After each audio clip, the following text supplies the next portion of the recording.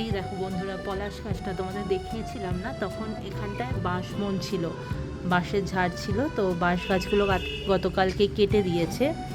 আর এইখানেই বাঁশঝাড়ের উপরে একদম চাঁদ উঠতো, তো সেই বাঁশ বাগানের মাথার উপর চাঁদ উঠেছে। ওই আমি অনেক ছবিও তুলেছি, সেই ছবিগুলো শেয়ার করব তোমাদের সাথে, ফটোগুলো।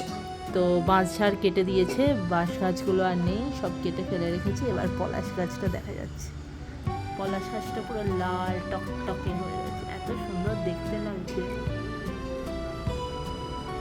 আশা করি তোমাদের কিছুটা হলেও বোঝাতে পারছি এটাতে, মানে জানি না কতটা বোঝাতে পারছি, কিন্তু চোখে এত সুন্দর দেখতে লাগছে সামনে থেকে।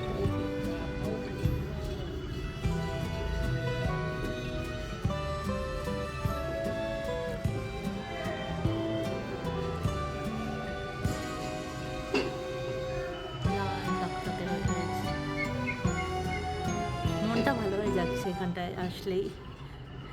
চলো টাটা বন্ধুরা।